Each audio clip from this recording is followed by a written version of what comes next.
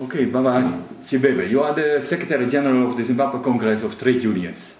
Last week you called for a big demonstration to take place in Harare and other towns in an attempt to get the banks and the Reserve Bank especially forced to do something about the ceiling, because people cannot actually get very little money from the banks.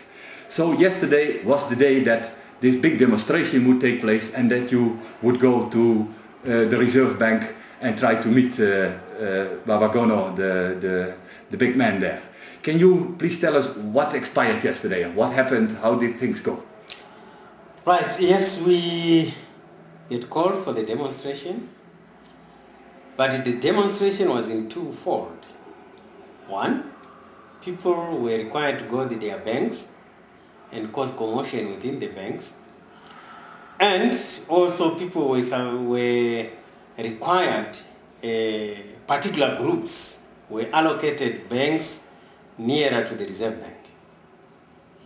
This was meant to stretch the police, but with the center of attraction being First Street. But our members were required to scatter all over town and cause commotion in banks demanding their money. This was not only in Harare, but in all the major towns, including the rural areas.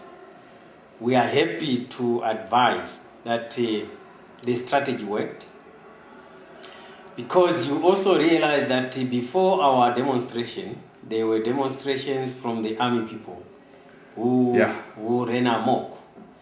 And yesterday morning, the papers were awash with the threat from the Minister of Defense that they would deal ruthlessly with the ZCTU action, more so that they were linking the ZCTU action to the army mutiny. Oh, let's thought that was in cahoots somehow. Yes, if you go to the Herald of yesterday, that's where the minister is quoted when he addressed the press conference, and it was on TV. And therefore, what was supposed to be a very peaceful demonstration by the workers was turned by the politicians to be an encouragement for the army to mutiny. Having realized that, strategies were manufactured. Yeah, as you said, you had a plan B and a plan C. Yes, we had plan B and plan C.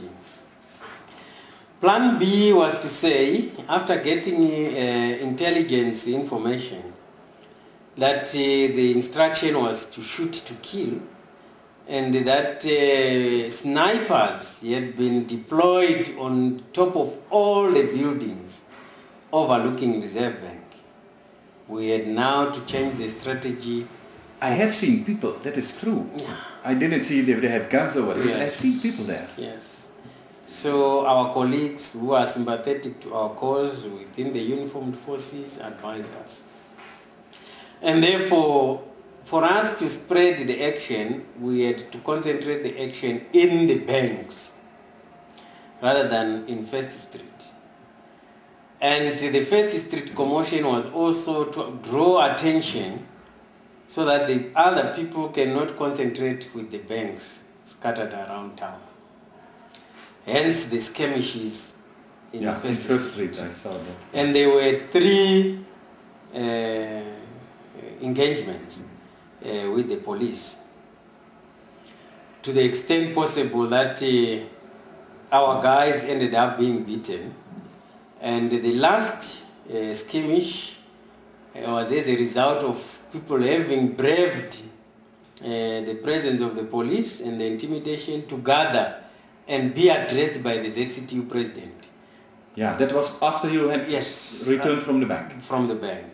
And he was now briefing them regarding the outcome from our meeting with the Reservebank Governor. The other strategy we manufactured in the morning was to say that we use the First Street skirmish, the First Street skirmish, the first one in the morning, as a decoy, in order for the police to concentrate on the running battles whilst we are sleeping into the bank. And it worked. And it worked. The Reservebank Governor, whereas the bank entrance was heavily guarded, and no one was being allowed in at that particular time, but we managed to slip into the bank using our inside information, and we had the meeting with the Reservebank Governor, hence our feedback to our people, and we managed to address the people, although police were saying we should not. And when they picked us up, the people charged to the police, and eventually... Yeah, because you were in the van and yes, they approached. Then eventually they fired shots into the air because people wanted to overturn the truck. That's the long and short of the Harare issue. Yeah. But we can say the biggest gathering for the exercise was in Bulawayo. Okay. Yes, Bulawayo had the biggest gathering, which actually marched in the streets with more than 5,000 people. Truly? Yes. You can confirm. Yeah, that's guys good news. On the ground. Gweru as well, there was a good procession, and people were only picked after delivering petitions to 2 places, Reservebank and the provincial governor. Okay.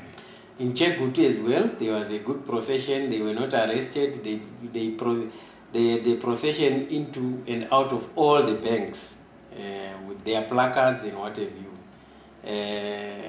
Unfortunately, Rishavane, they could not, they only gathered, there was no procession, but there were skirmishes, which resulted in the arresting of 6 of our activists. Kariba the same, Karoi the same.